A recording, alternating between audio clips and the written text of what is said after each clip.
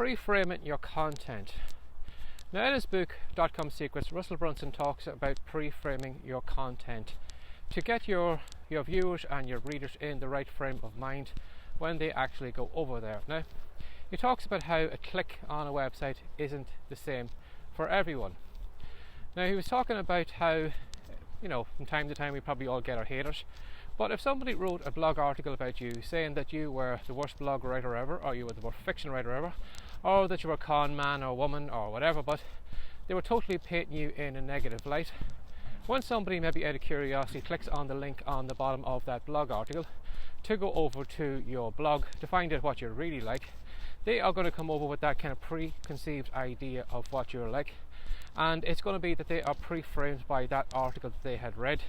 So what they're going to do is they're going to come over there with that mind of you being a shyster or a con man, and they are going to look at your website in that way. They're going to look for the way maybe you're misleading people, or how maybe your products are too expensive, whatever, but they're going to come over to your website with that preconceived mind.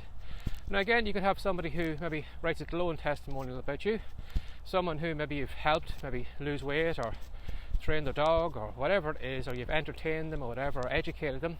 You're going to have some happy people who you have helped. Well, I hope you have.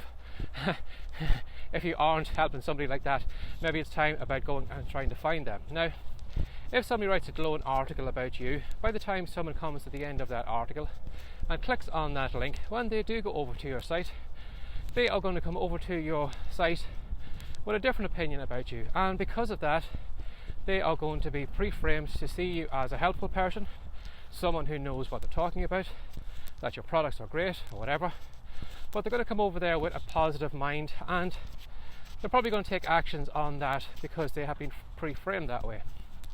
Now, that's probably why you see, if you buy a book, especially by someone who's well-known kind of non-fiction writer, say for example if we have maybe somebody like Joe Vitale from The Secret or whatever, if you buy a book from Joe Vitale, before you actually get to his content, you probably are well aware that you'll probably go through an introduction who has probably been written by some well-known person. So, for example, we could have maybe Tony Robbins or something like that writing an introduction for Joe Vitale's book, and then when we actually get to the kind of meat of the book, you'll probably find maybe 4 or 5 pages of testimonials, which are all saying, Joe Vitale changed my life, he made a big difference in my life, and he taught me this and he taught me that, and I wouldn't be where I am because of Joe Vitale. So you will find that by the time you actually get to reading Joe's content, you'll have gone through the great words of Tony Robbins, and then you'll probably have gone through a load of testimonials. So when you actually come to Joe's content, you are positively pre-framed that way, so then you look at Joe's content in that light. Now, maybe that's something you should think of doing yourself. Even if you aren't in the non-fiction, genre, or whatever it is you're doing, whether it's blogging or whatever it is, you can kind of pre-frame your readers so they actually look at your content in a positive light.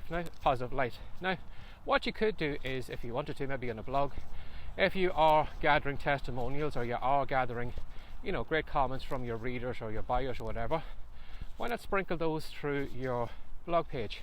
If you had maybe a couple of testimonials at the top of the page, or even in the banner ad, if you could have maybe some kind of short script that rotates through those testimonials. So the first thing the person sees when they come onto your blog is that great testimonial, and it kind of pre-frames them before they actually get into your content. Or if you are a fiction writer, there's no reason why you can't take some of your great book reviews from readers who have loved your book, and again, just do like Joe does, or these well-known authors, slot them in before the person actually gets into your story. So when somebody's reading through all your reviews, they're coming with a kind of positive mindset.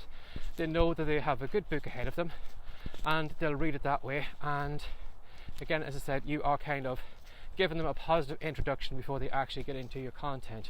Or if you are doing something like I'm doing here, whether it's podcasts or something like that, you could maybe change the bumpers. Those are the kind of intro and outro music. Maybe you could put in a couple of live testimonials or a couple of reviews or something positive at the start of it, how maybe you have made a difference in someone's life, and then put that in at the start of your podcast. So when somebody actually gets into your episode, straight away they are kind of positively, turned to listen to you in that way. I know Ben Sattley used to do it when he used to have his podcast episode. he would have maybe 4 or 5 testimonials recorded probably from a live event or something like that, just talking about Ben's podcast. So by the time you came into the episode, you'll pre-frame, just see Ben as a great podcaster that gave away great advice, and you have a good chance you'll probably stay around longer because you're pre-framed. So keep that in mind today. If you aren't maybe selling as much as you could, or you're not getting as much viewers or readers or whatever, think about how your audience is coming to you. What kind of pre-framing has gone on before they've come to you? Have they just come cold, that they haven't heard from you or heard of you before, and they just don't know which opinion they should have? Should they like you or not? Or are they a kind of warmed up audience that are coming through maybe a good review or whatever, or maybe it's a negative review? What way is your audience coming to you? So if they are maybe coming to you with a little bit of a negative kind of, attitude, or maybe they have been pre-programmed to be that way, have a look at maybe just doing a little kind of mental switch in their head by getting all that good kind of positive talk out there before they actually get your content.